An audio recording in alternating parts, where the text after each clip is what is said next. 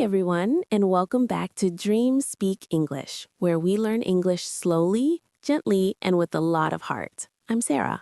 And I'm Jack. It's so nice to be here again with all of you. Every time we sit down to record, I imagine all of us together, maybe with a cup of tea, just having a cozy little chat about life and learning. Yes, it really does feel like that. And before we begin, I just want to say a big thank you to you, our listener. Every day, you choose to spend a few quiet minutes with us, learning, reflecting, and growing. That means a lot. Yeah, truly. It feels like we're all sitting together, sharing stories and learning not just English, but also how to be a little kinder to ourselves. And today, our topic is something that sounds simple, but it's one of the hardest lessons for many of us, learning to love yourself more than anyone else. That sounds deep, but also a little confusing, right? I mean, what does it really mean to love yourself more than anyone else? Isn't that kind of selfish? That's such a good question, Jack. And I think that's where many people get stuck. When we hear love yourself, we often think it means being proud or putting yourself first all the time. But real self-love, it's not about ego. It's about care, respect, and kindness toward your own heart. So, not about saying I'm the best, but more like saying I'm enough. Exactly. Loving yourself means accepting that you're human, imperfect, sometimes messy, sometimes lost, but still worthy of love and peace. That actually feels comforting. But I have to admit, I find it hard to love myself. Sometimes I feel like I'm not doing enough or I'm not good enough. Oh, Jack, I think most of us feel that way. Society often teaches us to look for love and approval outside of ourselves, from parents, teachers, partners, friends. But when that's all we depend on, our worth becomes fragile. Yeah, like if someone doesn't like us or if we fail at something, it suddenly feels like we're not worthy anymore. Right. But the truth is, no one else can give you the kind of love that fills the empty space inside. That's your job. Once I was trying to learn something new and I got so frustrated because I couldn't get it right. I told myself, you're so stupid. Later, I realized I'd never say that to a friend. That's such a good example, Jack. We often forget that the voice inside our head becomes the home we live in. If that home is full of criticism, we'll never feel safe. Wow, that's true. So today, maybe we can start by simply noticing how we talk to ourselves and ask, would I say this to someone I love? I like that. It's a gentle start.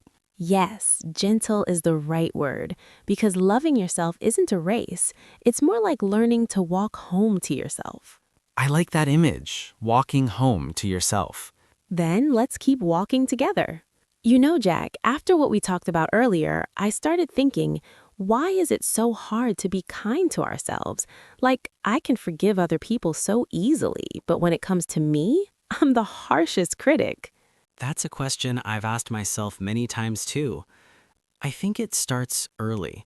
When we were children, we learned to earn love by being good, doing well, making people proud. Over time, we started believing that our worth depends on how much we achieve. Yeah, like love was a reward, not something natural. Exactly. And when we grow up, that voice stays in our head, the one that says you should do better. Fear. Mm-hmm. The fear of not being accepted, of being left behind, of not being loved. So we judge ourselves harshly because deep down we think that's how we'll stay good enough for the world. Wow, that hits hard. I think that's me, always trying to be good enough for everyone. I understand. I used to do that too. I remember when I first started teaching, I was obsessed with being perfect. I'd replay every mistake in my head after class. A word I said wrong, a moment I stumbled. Exactly. And when we forget that, we start believing there's something wrong with us. So our inner critic gets louder, telling us to do more, be more, fix more. But in reality, what we need is less judgment, more compassion. So judging myself doesn't really help me grow. It just keeps me stuck. Yes, because when you're always criticizing yourself, you stop feeling safe enough to try again. It's like trying to bloom while someone is yelling at you. That's such a good image. Flowers don't grow under pressure. They grow under care. Exactly. The same goes for people. Growth happens when we feel accepted, not when we're constantly punished. But how do we unlearn that? I mean, it's not easy to just stop judging yourself overnight.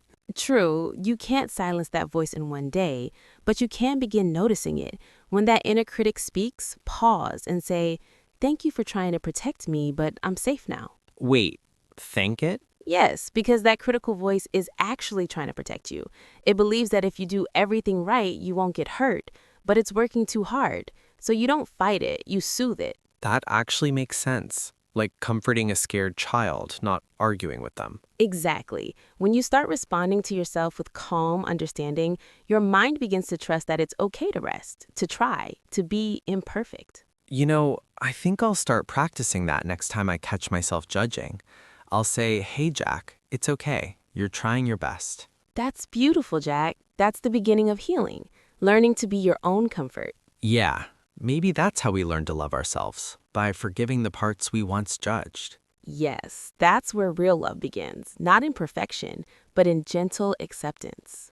Sarah, I've been thinking about what you said earlier about forgiving yourself and speaking kindly to yourself. Well, I'll tell you a story. A few years ago, I was going through a stressful time. Too much work, not enough rest. I kept pushing myself, saying, "You have to do more." Then one day, I just stopped and made a cup of tea. I sat by the window and said to myself, "You're tired. It's okay to rest." That tiny act, just listening to myself, made me cry. Wow, that sounds so gentle and so human. It was the first time I treated myself the way I'd treat someone I loved. That's the quiet power of kindness. It doesn't shout, it heals. Usually I tell myself to just get over it when I feel down. But maybe what I need is to say, hey, it's okay to feel this. Yes, exactly. Kindness starts with permission. Permission to feel, to rest, to be human. It's funny, when I'm kind to others, I feel good. But when I try to be kind to myself, I feel guilty, like I'm being lazy. Many people feel that way. But kindness isn't laziness, it's nourishment. Think of it like watering a plant. If you never water it because you think it should survive on its own, it will wither. So you're saying I've been letting my inner plant die of thirst. Maybe just a little. But the good news is plants and people can come back to life with a bit of care. That's a nice thought, but sometimes I don't even know what kindness looks like.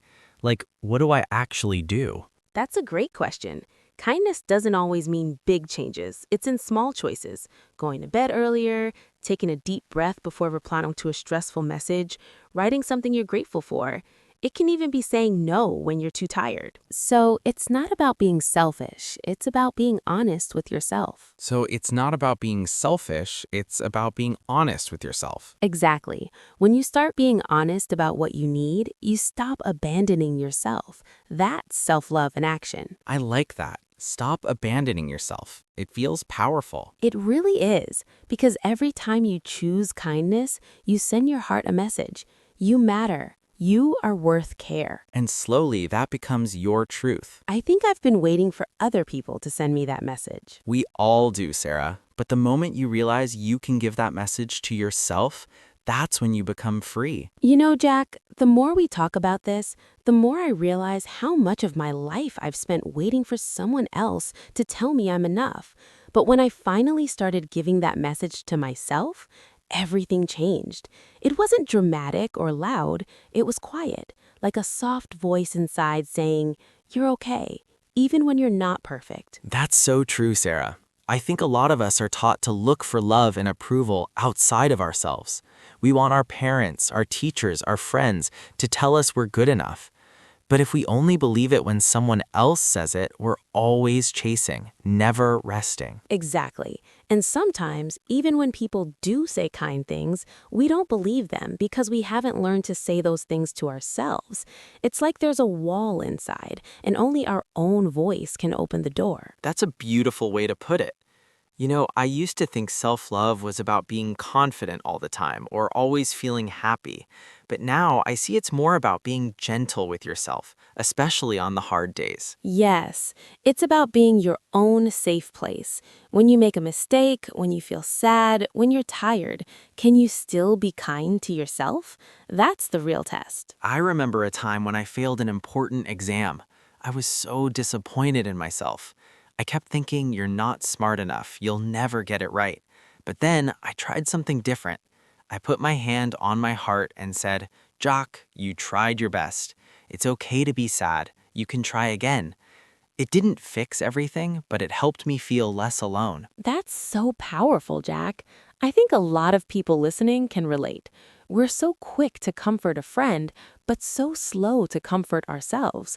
What if we started treating ourselves like someone we love? That's a great question.